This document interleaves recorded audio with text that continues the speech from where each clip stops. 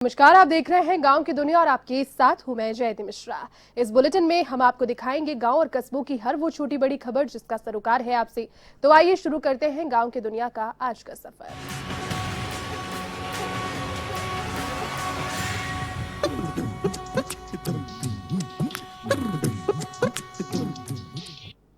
श्रीगंगानगर की रायसिंह नगर विधानसभा क्षेत्र के भूमपुरा ग्राम पंचायत में पूर्व विधायक सोना देवी बावरी ने नवनिर्मित पंचायत भवन का उद्घाटन किया।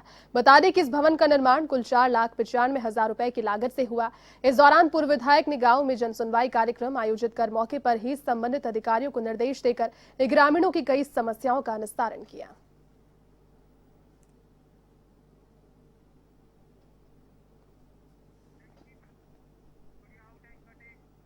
सुमेरपुर पंचायत समिति के ग्राम पंचायत बामनेरा में सरपंच रमणीक त्रिवेदी की अध्यक्षता में बैठक का आयोजन हुआ, जिसमें विकास अधिकारी निम्बाराम मीणा ने बताया कि ग्राम पंचायत क्षेत्र में नियमित रूप से सफाई करवाना, सीसी सड़क पर कार्य करवाना, सोलर ऊर्जा लाइट ठीक करवाना समेत कई विकास कार्यों के प्रस्ताव पारित किए गए।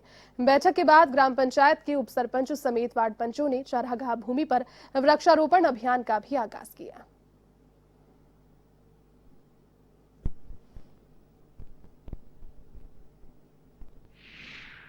के अंतर्गत सबसे पहले हमने साधारण बैठक का आयोजन किया, जिसके अंतर्गत हमने ग्राम के अंदर विकास के कार्य जो है, जिसमें सड़क और नाली निर्माण के कार्य लिए हैं। इसके अलावा हमने सोलर लाइटें जो ग्राम पंचायत क्षेत्र के अंतर्गत लगी है, उनका रिपेयरिंग का जो प्रस्ताव लिया गया है, रिपेयरिंग करवाई जाएगी उनको।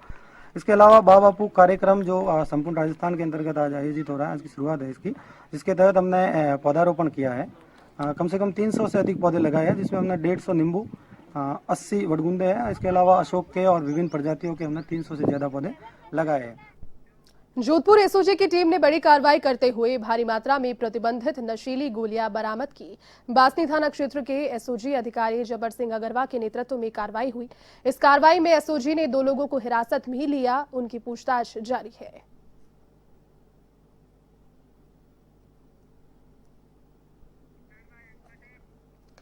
खबर बूंदी के नैनवा से, जहां विनायक नगर प्रकरण में एसीबी ने अब शिकंजा कसा है। बता दें कि तत्कालीन ईओ भंवरलाल चौधरी, कानूनगो छोटूलाल पटवारी, महावीर शर्मा को गिरफ्तार किया। तत्कालीन चेयरमैन रुक्मणी नागर मौके से फरार हो गई।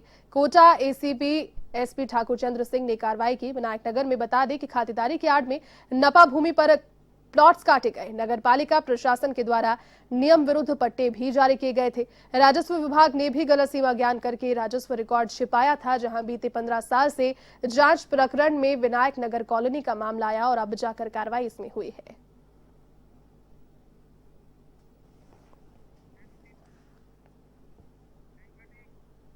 श्रीगंगानगर की राजियार पुलिस ने नेशनल हाईवे पर बड़ी कार्रवाई की और ट्रेलर ट्रक से हरियाणा से गुजरात तस्करी करके ले जाई जा रही 563 कार्टन शराब बरामद की। तो वहीं इस मामले में 2 लोगों को गिरफ्तार किया गया।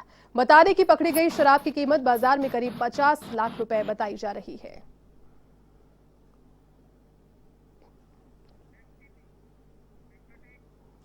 बीकानेर के खाजूवाला से खबर, नशे के खिलाफ एनसीबी की बड़ी कार्रवाई। एनसीबी ने डोडापोस्त के साथ 2 तस्करों को धर दबोचा। 48.5 किलो डोडापोस्त के साथ एक कार भी बरामद की। रमनदीप व गुरदीप को इस मामले में गिरफ्तार किया गया। छतरगढ़ थाना इलाके के सत्तासर में यह कार्रवाई हुई, जहां जोधपुर एनसीबी की स्पेशल टीम ने इस कार्रवाई को अंजाम दिया।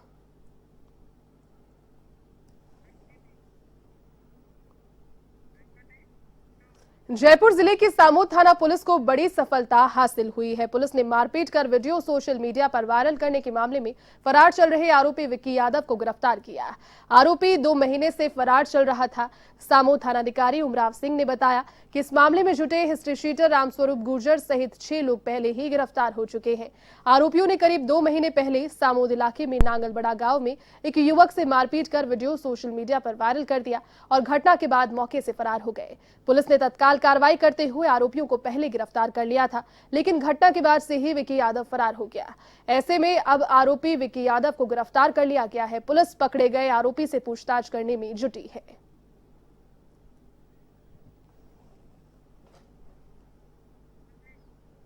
चूरू के बिदासर थाना पुलिस की बड़ी कार्रवाई सामने आई। यहां पुलिस ने अवैध हथियारों सहित 6 बदमाशों को गिरफ्तार किया। जानकारी के अनुसार गिरफ्तार बदमाश बीकानेर व सीकर जिले के रहने वाले हैं, जो कि बिदासर में किसी बड़ी वारदात को अंजाम देने की फिराक में थे। आरोपियों के कब्जे से पुलिस ने एक पिस्टल, 5 कारतूस व एक बिना नंबरी बुलेरो कैंपर भी बरामद की है। फिलहाल पुलिस ने आरोपियों के खिलाफ आर्म्स एक्ट के तहत मामला दर्ज किया है।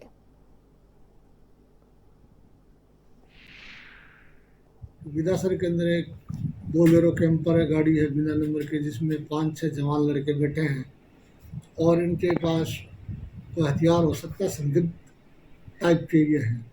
इस इतला पर पर्याप्त जाब्ता एसएचओ के निर्देशन के अंदर इन व्यक्तियों को राउंड अप किया तो इनके पास एक देसी पिस्टल और 5 जिंदा कारतूस 7.65 बोर के इनके पास मिले।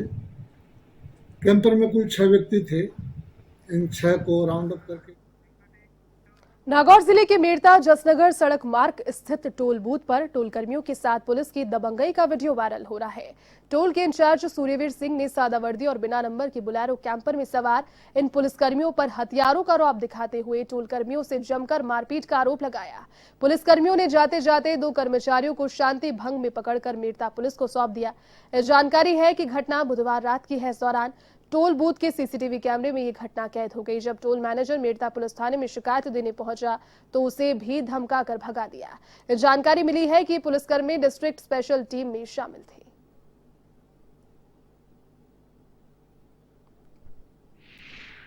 शाम को लगभग 7:30 बजे की घटना है। समदलाव की तरफ से एक कैंपर गाड़ी आई जिसमें लगभग 5-7 लोग बैठे थे, जिनके पास हथियार, लठ और पिस्टल वगैरह थी साथ में। तो उनसे हमारे स्टाफ टीसी ने पर्ची दिखाने के लिए टोल के पैसे मांगे, लेकिन उन्होंने दादागिरी से कहा कि हम स्टाफ के। उनसे पूछा कौन सा स्टाफ, तो उन्होंने कहा पुलिस स्टाफ। तो उनसे आईडी मांगी तो उन्होंने बोले कोई आईडी नहीं दिखाएंगे। इतने में उन्होंने स्टाफ के साथ गाली गलौज की और उनको मारा कुट्टी करके गाड़ी में बिठाने लगे। तो बाकी के स्टाफ आए तो उनके भी पीछे जाके लठ से मारा। और ये टोल एक्चुअल में RSRDC चला रही है, गवर्नमेंट का टोल है, गवर्नमेंट के पास कलेक्शन जा रहा है, हम गवर्नमेंट के रखे हुए हैं। टोंक जिले के निवाई में लगातार बढ़ती चोरी की वारदातों के बाद पुलिस पर सवाल उठने लगे थे, जिसके बाद पुलिस को बड़ी सफलता हाथ लगी, जिसमें राष्ट्रीय नगबजन गिरोह के खुलासा करते हुए सरगना हार्डकोर अपराधी और 2 बालकों को निरुद्ध किया है। निवाई में 9 जुलाई की रात को मोबाइल की दुकान का शटर तोड़कर 16 स्मार्टफोन चुराने का मामला दर्ज हुआ था। पुलिस ने मामले में चोर गिरोह का सरगना और हार्डकोर अपराधी व 2 बालकों को निरुद्ध किया है। साथ ही उनके कब्जे से आधा दर्जन मोबाइल भी बरामद की। थाना प्रभारी अजय कुमार मीणा ने बताया कि गिरफ्तार आरोपी से गहनता से पूछताछ जारी है, जिसमें 18 वारदातों का खुलासा हुआ है। इसमें जयपुर, दौसा, सवाई माधोपुर, टोंक, बूंदी और अलवर में नगबजनी सहित अन्य सोना चांदी के साथ ही बाइक की चोरियां करना स्वीकार किया है। कस्बा निवाई में जिला रोड पर स्थित साईं मोबाइल पॉइंट्स जो मनीष सिंधी की दुकान है, उसमें रात्रि के समय शटर को तोड़कर अज्ञात चोरों द्वारा 16 मोबाइल चोरी करके ले गए थे। उसमें थानाधिकारी द्वारा अनुसंधान एसआई को दिया गया था। अनुसंधान के दौरान थानाधिकारी द्वारा निर्देश करते हुए थानाध्यक्ष पदस्थापित कांस्टेबलों में से Jeetpal constable, Neeraj constable, Vinod Kumar constable व रोहित दास को मेरे साथ सहयोग के हेतु लगाया गया था। जन जन के आराध्य देव बाबा रामदेव की नगरी रामदेवरा में शुक्रवार की दोपहर को गांव के 2 युवक रामदेवसर तालाब में नहाने गए थे। इस दौरान एक युवक तालाब से बाहर आ गया, जबकि दूसरा युवक काफी समय के बाद तक बाहर नहीं आया तो लोगों को इसकी जानकारी मिली। इस जानकारी के अनुसार रामदेवरा का घनश्याम और एक अन्य युवक राम सरोवर में नहाने गए थे। एक युवक तो कुछ समय के बाद तालाब से बाहर आ गया, जबकि उत्माराम बाहर नहीं आया। सूचना मिलने पर आसपास के लोग और परिजन तालाब पर पहुंचे। उसकी तलाश तालाब में शुरू की गई और कुछ देर के बाद युवक को बाहर निकाला गया। परिजनों ने युवक को रामदेवरा के स्वास्थ्य केंद्र लेकर पहुंचे। इलाज के बाद युवक को पोखरण राजकीय चिकित्सालय ले जाया गया, जहां डॉक्टरों ने युवक को मृत घोषित कर दिया।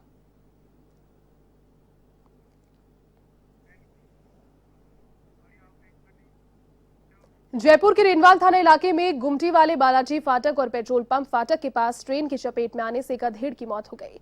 मृतक बाबूलाल मीणा लालसोट के पचवारा रामगढ़ का निवासी था और वो हलवाई का काम करता था। मृतक के भाई ने बताया कि बाबूलाल करीब 15 दिन पहले घर से हलवाई के काम के लिए निकला, इसी दौरान ये हादसा हुआ।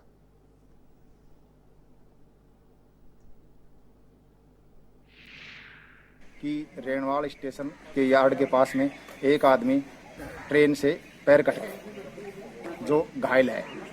आदि सूचना पे हम मौके से चौकी से रवाना होकर रेणवाल पहुंचे। रेणवाल पहुंचने के बाद पता चला कि जो घायल आदमी था वो खत्म हो चुका है और जिसकी डेड बॉडी रेणवाल CHC के मोर्चरी में रखवाई गई है, जिसके पास में एक बैग मिला जिसमें पहने हुए कपड़े थे। इसके अलावा कोई पहचान का कोई सामान नहीं था। एक मोबाइल मिला जो बंद अवस्था में था, जिसको मोबाइल को चार्ज करके और उसमें संपर्क नंबर निकाल के संपर्क किया गया, तो जिसके बारे में मालूम चला कि मृतक का नाम बाबूलाल सनोप नाथूलाल, जाति मीणा और निवासी रामगढ़ पचवारा के रहने वाले थे। जयपुर के अजयराजपुरा के जगन्नाथपुरा गांव में वर्षों पुरानी जमीन पर हो रहे अतिक्रमण को 3 पुलिस थानों की फोर्स की मौजूदगी में हटाया गया। आपको बता दें कि जगन्नाथपुरा में बीते कई सालों से सरकारी जमीन पर आम रास्ते पर लोगों के द्वारा अतिक्रमण कर लिया गया। इसको लेकर कुछ समय से विवाद चल भी रहा था, जिसको शुक्रवार को राजस्व विभाग के द्वारा नापा गया और पुलिस की उपस्थिति में हटाया गया।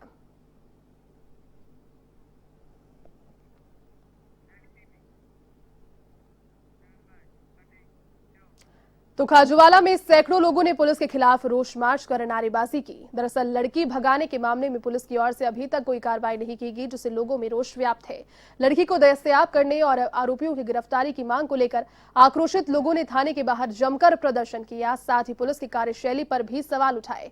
बाद में SHO रमेश सवरटा ने प्रदर्शनकारियों से समझाइश की और आरोपियों को जल्द ही गिरफ्तार करने का आश्वासन दिया।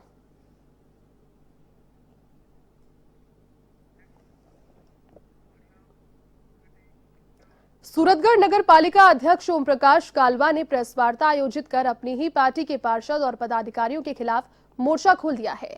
पालिका अध्यक्ष ने कहा कि सूरतगढ़ में कांग्रेस का बोर्ड है, ऐसे में पार्टी विरोधी गतिविधियों की वजह से कांग्रेस के ब्लॉक अध्यक्ष परसराम भाटिया, महामंत्री धर्मदास सिंधी और पार्षद पुष्पेंद्र शर्मा के निलंबन की मांग की गई। उन्होंने कहा कि पार्टी विरोधी गतिविधियों और विकास कार्यों में रोड़ा अटकाने पर इन तीनों के खिलाफ 30 पार्षदों ने हस्ताक्षर कर एक पत्र प्रदेश अध्यक्ष को भेजा, जिसमें इनके निलंबन की मांग की गई।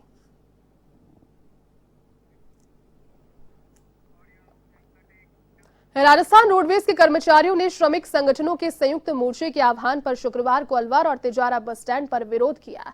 इस दौरान अर्धनग्न प्रदर्शन करते हुए सरकार की कार्यशैली पर आक्रोश जाहिर किया। केंद्रीय बस स्टैंड पर कर्मचारी नेता के नेतृत्व में अलवर आगार डिपो के रोडवेज कर्मचारियों ने नारेबाजी कर प्रदर्शन किया, तो वहीं तिजारा में भी डिपो कार्यालय पर विभिन्न मांगों के समर्थन में प्रदर्शन किया गया।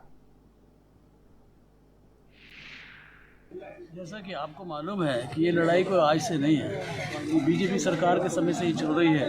और मुख्य मांग ये हमारी इस वक्त ये है कि जो रिटायर्ड कर्मचारी हैं, लगभग 5000 कर्मचारी हैं जिनका आजकल पूरा पेमेंट नहीं हुआ है, पिछले 60 महीने से वो बेचारे बैठे हुए। काफ़ी लोग भगवान को प्यारे हो गए इस इंतजार में कि वो इलाज करा लेंगे, पैसा मिल जाएगा, उनको पैसा तक नहीं मिल रहा है। हमारी मुख्य मांग है कि उनको पैसा मिलना चाहिए। और वेतन की स्थिति है, जो कार्य कर रहे हैं सेवा में कर्मचारी हैं उनको 2-2 महीने 3-3 महीने तक वेतन नहीं मिलता। जो पेंशनधारी हैं उनको पेंशन नहीं मिलता। इसलिए बस से बदतर हो रही है। गाड़ियों की स्थिति खराब है। हम कहते हैं नई गाड़ियाँ खरीदिए ताकि जनता को सही अच्छी सुविधा मिले। नई गाड़ियाँ चल रही हैं, वो गाड़ियाँ तक नहीं खरीद रहे हैं। और करप्शन इतना बढ़ गया है रोड से, उस करप्शन को ठीक करिए। आज प्राइवेट गाड़ियाँ जिनको परमिट दिया था इन्होंने 5 साल के लिए दिया था, तो इस सरकार ने उनको बंद करने की बजाय, जबकि वादा ये किया था बंद करेंगे, करने के बजाय 3 साल उनका और बढ़ा दिया गया। यानी वो बहुत बुरी हालत कर रहे हैं इस रोडवेज की, जानबूझकर बाढ़ खेत को खा रही स्थिति ये पैदा हो गई है। इसलिए हमारे पास आंदोलन के अलावा स्वाधीनता दिवस समारोह आयोजन को लेकर दातारामगढ़ उपखंड अधिकारी राजेश कुमार मीणा ने उपखंड स्तरीय अधिकारियों की बैठक ली।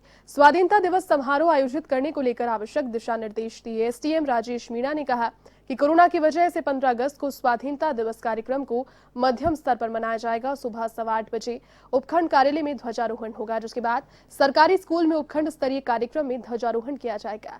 कार्यक्रम में बच्चों व बुजुर्गों के आने पर पाबंदी रहेगी। इसी के साथ उपखंड स्तरीय कार्यस्थल पर मेडिकल टीम उपस्थित रहेगी, जो कि वैक्सीनेशन और अन्य स्वास्थ्य संबंधी सेवाएं देगी। 15 अगस्त को उपखंड स्तरीय स्वाधीनता दिवस समारोह में दातारामगढ़ क्षेत्र के विशिष्ट भामाशाहों और कोरोना वॉरियर्स का उपखंड स्तर पर सम्मान किया जाएगा।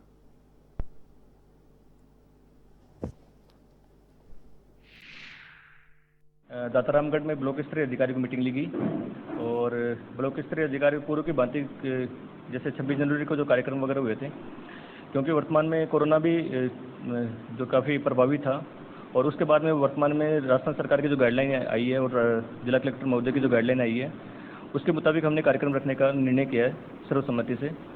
कार्यक्रम के बारे में विशेष जो मिनट्स वगैरह जो जारी करने हैं वो अपने ऑफिस से जारी कर दिए जाएंगे।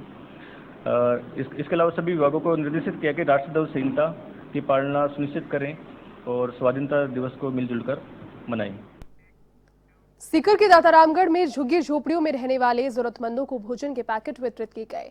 लोक सेवा ज्ञान मंदिर की ओर से जरूरतमंद परिवारों को भोजन के पैकेट वितरित किए गए। संस्थान के सुशील शर्मा ने बताया कि श्रावण महीना गरीबों की सहायता की गई है, साथ ही सेवा का ये कार्य जारी रहेगा। तो वहीं नदीप सिंह जालोटिया ने बताया कि कोरोना की दूसरी लहर के बाद गरीब तबके के लोगों की स्थिति बेहद दयनीय है, उनका जीवन यापन करना मुश्किल हो गया है। ऐसे में ऐसे परिवारों को भोजन के पैकेट वितरित किए गए। इस मौके पर रमेश नावरिया, बीएल वर्मा, चक तथा ताराचंद वर्मा समेत कई लोग उपस्थित रहे।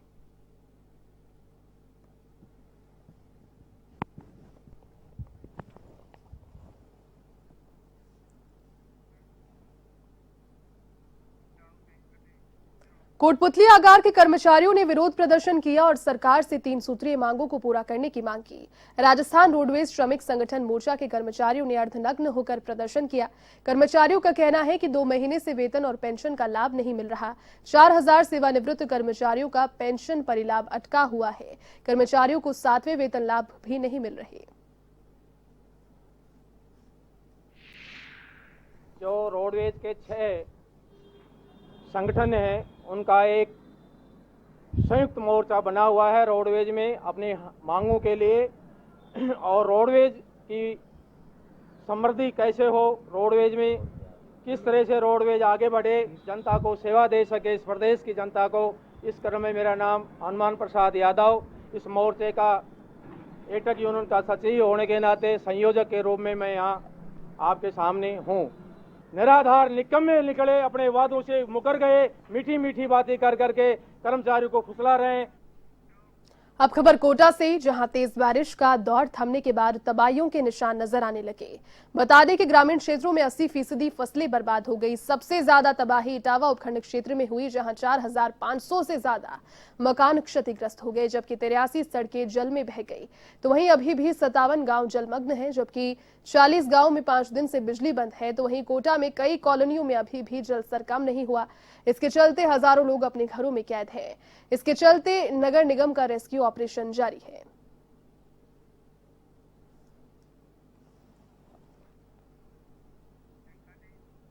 झालावाड़ के खानपुर में मूसलाधार बारिश का कहर, भारी बारिश से उपखंड क्षेत्र में बाढ़ के हालात खतरे के निशान से ऊपर पहुंच गई है। परवन, छापी, उजाड़, काली सिंध और रूपाली नदी, भीमसागर बांध भी 5 गेट से खोल दिया गया है। 30,000 पानी क्यूसेक जो बताया जा रहा है इसकी निकासी हुई। प्रशासन ने आसपास के गांवों को अलर्ट किया है। सारोला थाना क्षेत्र के घरों में पानी भी घुस आया और प्रशासन सभी हालातों पर नजर बनाए हुए है।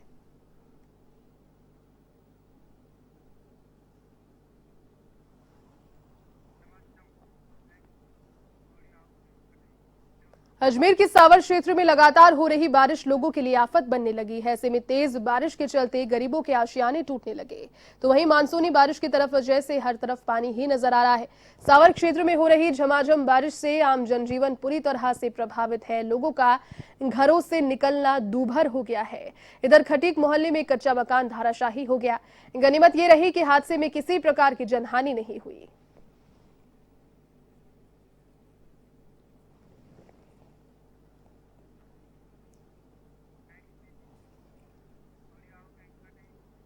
बारां में पिछले कई दिनों से लगातार बारिश का दौर जारी है। लगातार बारिश के चलते बारां के कई इलाकों में बाढ़ के हालात बन गए। तो वहीं बारां नगर परिषद के मेलखेड़ी गांव में बरसात का पानी घुस आया, जिससे हालात बिगड़ते जा रहे हैं। इसके अलावा आवागमन का रास्ता भी बंद हो गया। तो वहीं खेतों में पानी भर जाने की वजह से फसलें भी तबाह होने की कगार पर है।